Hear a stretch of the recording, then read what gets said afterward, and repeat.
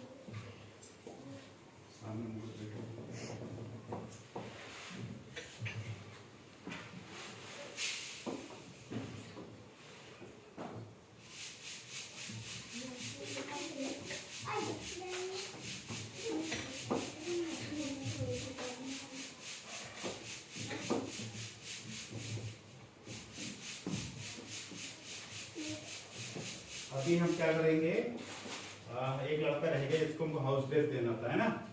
और पहले गुरुजी की हम पूजा करते थे, गुरुजी आशीर्वाद देते थे, तो उसको हाउस ड्रेस देंगे। आ जाओ बेटा, इधर आओ।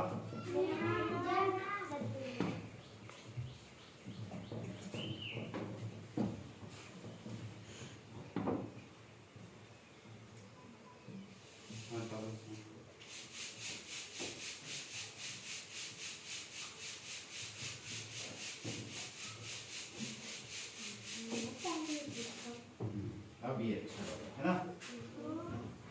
सबको सैल्यूट करके बताओ, यहाँ से सैल्यूट करो, ऐसा सभी करो, इसके साथ सैल्यूट, इसको टाइम दे दो।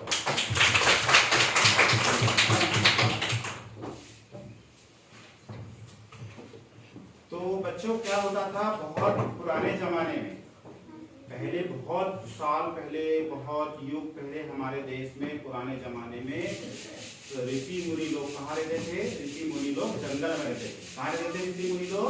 जंगल में रहते थे। और वो जंगल पर रहकर वहाँ आश्रम बनाते थे। क्या बनाते थे? आश्रम। और उस आश्रम में क्या करते थे, बहुत चुनिंदा अच्छे विद्यार्थी है, जैसे आप लोग पढ़ने यहाँ थे ना स्कूल में, वैसे बहुत राजा महाराजा के बेटे और बहुत सारे लोग उनके पास पढ़ने जाते थे। तो वही आश्रम में रहते थे, उनके लिए अलग कुटिया बना देते थे, और वहीं पर सुबह से उठना, नित्य क्रिया से निवृत्त होना, फिर व्यायाम करना, गुरुजी की सेवा करना, फिर वहाँ खाना बनाना, फिर तीर कमान चलाना सिखाना, धनुष चलाना, तलवार सिखाना, भाला चलाना, ये पहले शस्त्रों की जरूरत पड़ती थी, क्योंकि पहले जो है शस्त्रों की जरूरत पड़ती थी, पहले युद्ध होते थे तो इसकी शिक्षा देते थे। साथ में जो किताबें होती थी, वेद होते थे, पुराण होते थे, नैतिक शिक्षा होती थी, वो भी सिखाते थे। फिर ध्यान करना सिखाते थे। तो ये सारा कुछ हमारे ऋषि मुनि लोग पहले सिखाते थे। कहाँ सिखाते थे? जंगल में रह के एकांत में ये सिखाते थे। तो हमारे गुरु लोग कितने महान थे। और गुरु दक्षिणा में क्या लेते थे? गुरु दक्षिणा में ये देते थे कि आप लोग को अच्छा आदमी बनना है ना? तो आप लोग भी अच्छा आदमी बनोगे सभी। तो ये वो भी गुरु दक्षिणा में लेते थे। तो जैसे महान ऋषि होते थे, आप लोगों ने देखा होगा भगवान राम भी जंगल गए थे शिक्षा लेने, गए थे। इधर सुनो बेटा, ए छोटी बच्ची। और कृष्ण भगवान भी कहाँ गए थे? वन में गए थे शिक्षा लेने, है ना? हनुमान जी ने भी वन में लिया था। ऐसे हम पाते हैं कि पहले एकांत में हमारे ऋषि मुनि लोग, जो हमारे गुरु जी थे, वो शिक्षा दीक्षा देते थे। और तो इतने महान थे। और उन्हीं के कारण क्या हुआ? यदि वो पढ़ाते नहीं, जैसे हम लोग आप लोग को नहीं पढ़ाएंगे तो होगा कि आप लोगों को समझ में नहीं आएगा, जीवन नहीं जी पाओगे। तो वो यदि पढ़ाते नहीं तो उस समय के लोगों को जीवन जीने का तरीका, जो विज्ञान की बातें हैं, जो धर्म की बातें हैं, जो प्रकृति की बातें हैं, वो समझ में नहीं आती। और वो समझ में नहीं आती तो क्या होता है? उससे होता है कि हमारा विकास नहीं होता, हम अच्छे आदमी नहीं बनते। तो ऐसे गुरु जो है वो बहुत महान गुरु हमारे हुए हैं। इसलिए हम लोग जब जैसे ही कौन सा महीना खत्म होता है गाँव की भाषा में, आषाढ़ का महीना खत्म होता है, सावन चालू होता है, तो हम लोग क्या मनाते हैं? गुरु पूर्णिमा। क्या मनाते हैं? गुरु पूर्णिमा। और अपने गुरुओं को सम्मान देते हैं। आजकल गुरु कौन होते हैं? हमारे शिक्षक गुरु होते हैं। सबसे पहले गुरु कौन होता है? हमारे माता पिता, वो हमारे गुरु होते हैं। फिर जो हमको पढ़ाते हैं वो गुरु जी होते हैं, स्कूल वाले गुरु। फिर उसके बाद कौन होते हैं? गुरु जिनसे हम लोग, हमारे बड़े लोग गुरु मंत्र लेते हैं, वो गुरु होते हैं। फिर जिनसे भी हम कुछ सीखते हैं वो हमारे गुरु होते हैं। तो आप लोग को सभी क्या करेंगे? अपने गुरुओं का सम्मान करेंगे ना सभी? है ना? पुनः सभी एक बार हाथ जोड़ के अपने गुरुओं को प्रणाम करो।